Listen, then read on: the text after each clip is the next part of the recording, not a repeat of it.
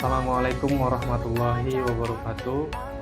Perkenalkan, nama saya Orizal Mancanu, NIM 62033111013 dari kelas PJKR 3E 2020. Pada kesempatan kali ini, saya akan menyampaikan materi pendidikan kesehatan yang ada di SMA. Materi pendidikan yang ada di SMA diantaranya kelas 10, kelas 11, dan kelas 12. Kelas 10 menganalisis peran aktivitas fisik terhadap pencegahan penyakit dan pengurangan biaya kesehatan. Kelas 11 menganalisis bahaya dan penularan pencegahan penyakit HIV/AIDS. Kelas 12 memahami dampak akibat penyakit menular seksual atau PMS dan penanggulangannya. Pada materi kelas 10 yakni peran aktivitas fisik terhadap penyakit menular. Yang pertama, pengertian sehat. Sehat dalam arti yang luas tidak hanya menunjukkan kesehatan jasmani saja, seperti bebas penyakit, tidak cacat atau kelemahan, melainkan juga mencakup kesehatan mental serta sehat sosial. Pengaruh aktivitas jasmani terhadap kesehatan memiliki manfaat yang dapat dirasakan, di antaranya meningkatkan imunitas tubuh, merangsang pertumbuhan kerangka badan dan otot-otot gerak, melemahkan persendian, melancarkan peredaran darah dan pernapasan, memperkuat jantung, memperbaiki kemampuan paru-paru, dan memperlancar kegiatan kelenjar keringat.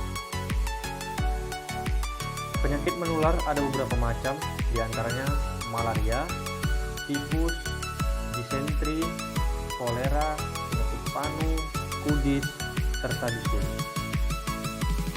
Selanjutnya, materi pendidikan kesehatan yang ada di kelas 11 yakni bahaya penyakit menular HIV/AIDS. Pengertian HIV/AIDS, yang pertama HIV, Human Immunodeficiency Virus. HIV adalah virus atau jasad renik yang sangat kecil yang menyerang sistem kekebalan tubuh manusia. Bentuk HIV seperti binatang bulu babi atau binatang laut yang berbulu tegak dan tajam. Virus tersebut merusak sistem kekebalan tubuh dengan akibat turunannya atau hilangnya daya tahan tubuh sehingga mudah terjangkit dan meninggal karena penyakit infeksi atau kanker lainnya. Kemudian AIDS, singkatan dari Acquired Immunodeficiency Syndrome.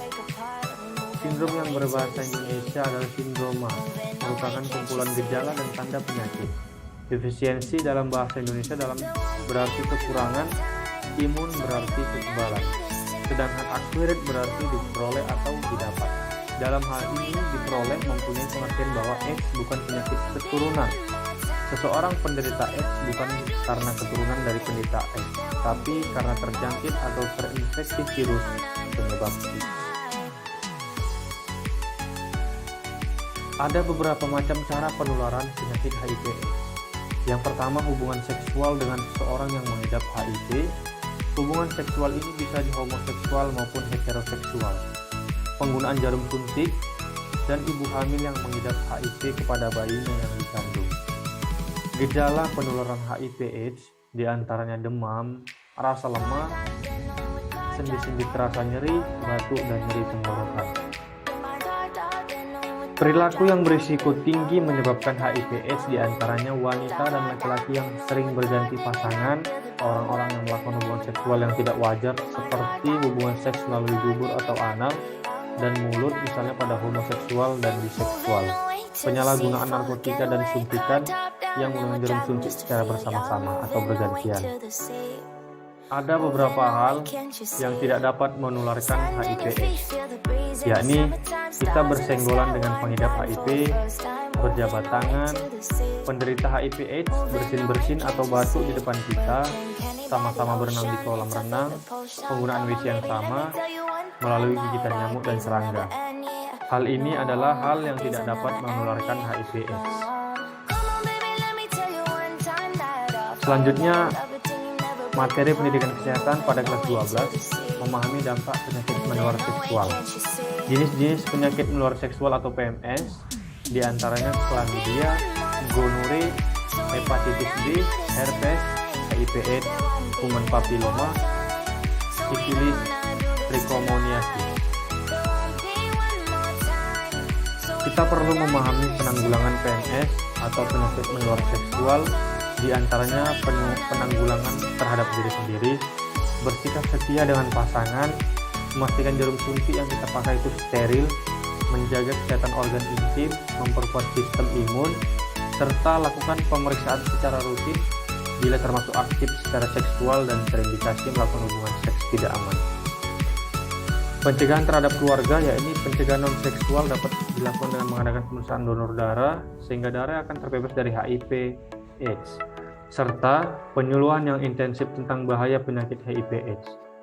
Penyakit menular seksual ini sangat penting kita hindari dari seks bebas dan narkoba yang akan merusak generasi muda bangsa.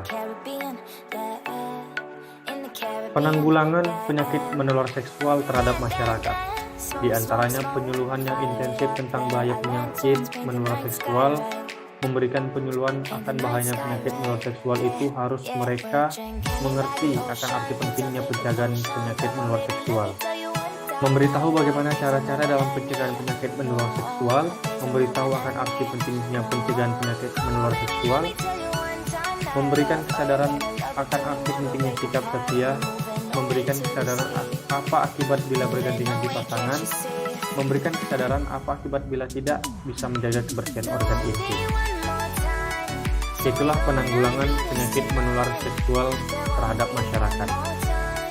Demikianlah yang dapat saya sampaikan terkait materi pendidikan kesehatan yang ada di SMA. Mohon maaf apabila terdapat salah dalam penyampaian. Saya Origa mengucapkan terima kasih kepada rekan-rekan semua yang telah menonton video ini. Saya akhiri. Assalamualaikum warahmatullahi wabarakatuh.